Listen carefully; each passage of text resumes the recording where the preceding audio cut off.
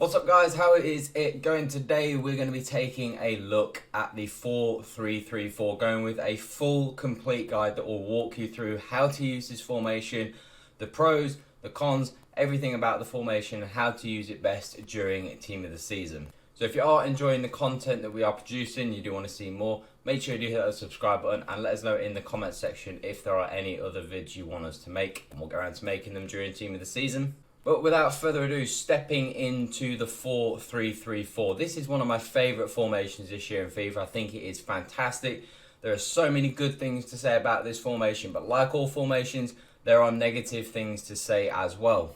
Starting off with, even though you can have a really good position in your team, like we've got a good position, you can see this position that our team is in, get back there with Van Dijk, make a really nice block, but our team is in a really good position. You can see we've highlighted everybody. Back four is in a great position, front two is in a good position, the wingers are out wide and the cam and the striker is out of picture, but we've got a good shape to our formation. And yet, even though you have a good shape, you have to remember that you will still concede goals. You know, no formation is perfect.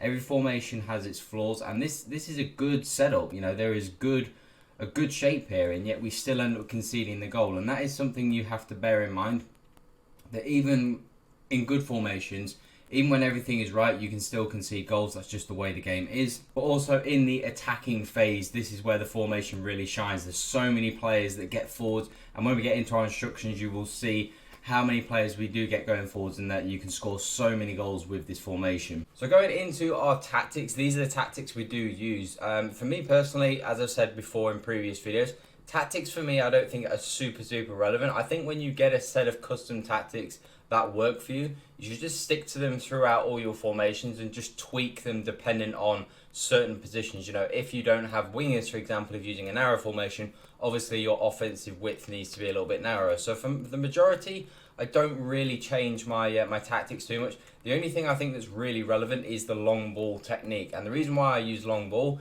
is because playing balls in behind becomes really easy. You don't have to think about triggering the runs yourself, they will just naturally do it. And there are so many instances where not being able to trigger runs and letting the computer do it for you will result in a lot more chances being created.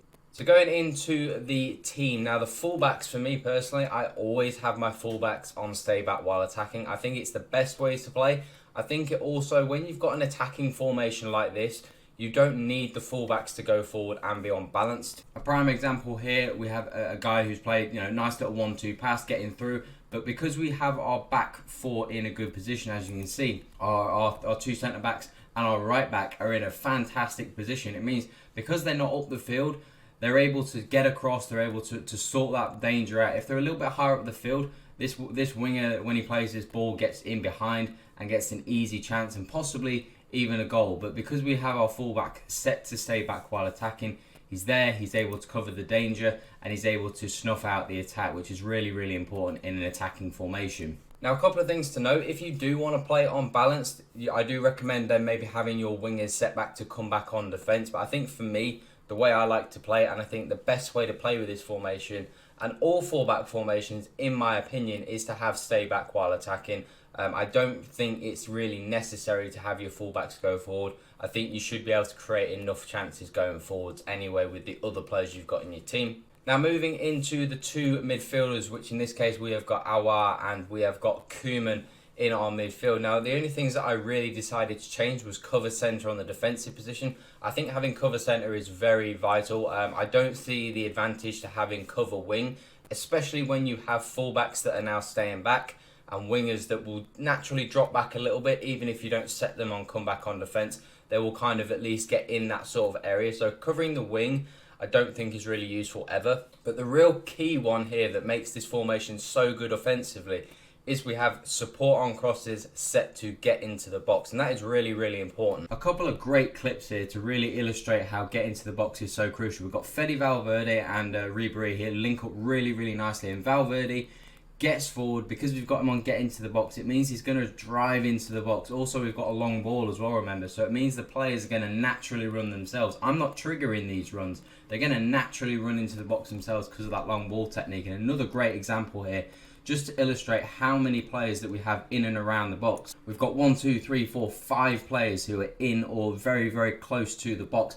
Now, the negative to that is obviously if we don't pick out a player that we need, if we end up trying to play a pass and it gets intercepted, a counter-attack is going to be a real big issue. But the positive to that is the fact that we've set our fullbacks on stay back while attacking. So our back four is going to be in position. So it's unlikely we're going to be in a worse off in numbers game. We're not going to be 5-on-4. Worst case, we're going to be 4-on-4, maybe 4-on-3. So we're still going to have enough players back to cover.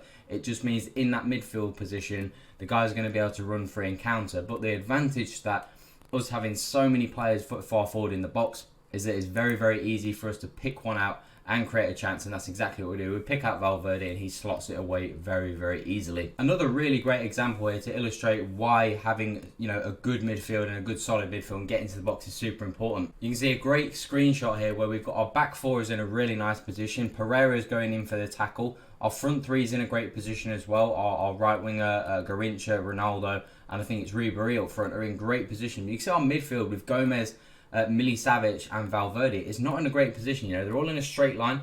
Defensively, that is not a good position. So if Pereira loses this ball, even if he loses it, we're still in a good position because we've got our three other defenders and there's only three attackers. Even if Pereira does get taken out of the game. But if we win this ball, which we indeed do, we've got three midfielders there, as you can see, in Gomez, Savic and Valverde, who are not being marked at all. So what that means is when we win this ball, we're going to have so much freedom to be able to just take our time and just pick apart this guy, which is exactly what we do. You can see Pereira does win the ball. He plays it into, I believe it's Valverde, and then a great little trifecta of passes between Gomez, Valverde and Milicevic. And Milicevic some good skill moves, and then he eventually gets on the end of it and slots it away perfectly. So that's why getting into the box is so crucial, because it just means you're able to create so many more opportunities and just have extra bodies forward. But you have to pair that with having stay back while attacking on your fullbacks. Now moving into the cam position, we have got Neymar on get into the box as well. Again, layering on what we were just saying where we need the two midfielders. It's just more players getting into the box, more chance for us to pick somebody out. But the real key instruction here is free roam. So you can see some great examples here, again, using the free roam, switching the player out to Garrincha, and you can see we've got Saint-Maximin in a really good position, breaking forward. We've highlighted Saint-Maximin, we've zoomed in on his run. You can see he's got two defenders behind him, but he is in front, and he is charging into that space in between the two centre-backs. All Garrincha has to do is just find a little pass to bend it around the full-backs, and Saint-Maximin is just going to run onto that and slot it away. And free roam is so important because the free roam technique, the free roam instruction allows your player to find space, and he's always in space where he's not being marked by players, and that makes it very, very difficult to defend. Garrincha does end up beating this player, and he does end up putting a nice pass across for Saint-Maximin, who finishes it. Of course he does, because he's an incredible player. And again, this time it's Gomez in that cam slot that we're using before. Again, all he has to do is just run in between those two centre-backs, and you can see the space that he's gonna vacate and the space that he's going to create, and eventually good little skill move there, nice little scoop turn, and then just finishes it really, really well. And again, just this free roam is such an overpowered tactic. It works best on a single cam formation. Again, Saint-Maximin charging forwards from that midfield spot. No one's near him, nobody's marking him up. It means his centre-back just has no idea, doesn't know who to mark, doesn't know where to go to the play, or mark the run of Saint-Maximin, and it just creates so many issues, and it also creates so many attacking options for you. Again, Saint-Maximin playing it out to Garrincha. But look here at the space that Saint-Maximin is able to drift into. He's in between five players there. Nobody is there to mark him up. So what he's going to do is he's going to try and pull across his centre-back to cover that run from Saint-Maximin. But a great little elastico from Garrincha, and then he's just able to slide it in behind Saint-Maximin. For some reason, he charges his keeper out. And a great goal there from Saint-Maximin. So ultimately, free roam is an extremely effective tactic if you want to score more goals. Your cam finds so many good positions and makes it really difficult to defend. The two wingers, again, we've got on get into the box for crosses. We explained that enough. We don't need to go into any more detail on that. Getting behind, because it also supports the long ball technique, which we have been using. Obviously, we've been trying to use long ball on our instructions, pairing that with getting behind. It's just all layering onto the same thing. We're trying to build an identity with this formation, and that's real crucial when you're playing FIFA. Also, the important thing here is the cut inside chance creation. What that means is your players, when you do get into attacking positions, your players are going to really filter towards the middle of the pitch. They're going to get involved. It's going to become a little bit narrow in offense. When you're building up the play, everything's going to be great. But when you get in and around the box, that's when your two wingers really start to kind of tighten up. And that's great because ultimately you want to score goals. To score goals, your players need to be in the right position. So by having them on cut inside, they're getting involved. Rather than having them on drift wide or just balanced, they're going to be stuck out on the wing sometimes, and you're not going to have the bodies in there to be able to pick out the passes. So cut inside is really important. And then our striker, we have got on stay central and getting behind. Again, stay central, we don't need drift wide. It's pretty self-explanatory. When using a wing formation like we are here, we don't need them on drift wide. We've already got plenty of width out there. So we just need to keep them on stay central, keep them in the middle of the box where they're going to score their goals and get in behind as well. Again, a real fantastic clip here to illustrate why stay central is super, super important. Again, Gomez drifting out wide, obviously that free roam technique we've got on, and he just plays a really nice ball in there to Ronaldo. The real key here is Ribery is our striker, and he has got this defender beaten before Ronaldo even receives this ball. This is a goal. I know this is a goal because when I pick the ball at Ronaldo, I can just drive forward, and either his centre-back is going to have to commit, and then I can just slide Ribery in onto the left or to the right, and you can see in the end, we do slide Ribery into the left where the little red box is, because he just doesn't know where to be. And if we have Ribery on drift wide, he wouldn't be in that stay central position for us to be able to play that pass. We would have had Ribery on drift wide. He would have been the one running out to the wing instead of Gomez.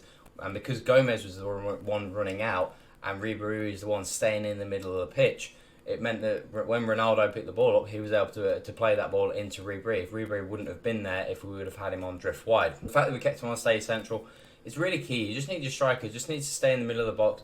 Don't get involved in the wing play, just keep him where he needs to be, where he can score the goals. So that is a real in-depth breakdown of this 4-4-3 formation. I really love this formation. Offensively, it's fantastic. As I said, we've showed the pros and the cons that you can have with this formation. You can have issues defensively with this formation. But if you set it up right, if you have the right players in the right position as well, you can have a lot of great success with this formation. It is one of my favourites and definitely going to be one of the best formations to use during Team of the Season. But that is it for this video, guys. So if you do want to see more of these formations, more of these real in-depth formation, guys, do drop a thumbs up on a video. Make sure you do hit that subscribe button as well if you do find the content useful. And you do have any other ideas, any other formations you want us to check out, let us know in the comment section as well. But that is all for today, guys. Have an awesome day.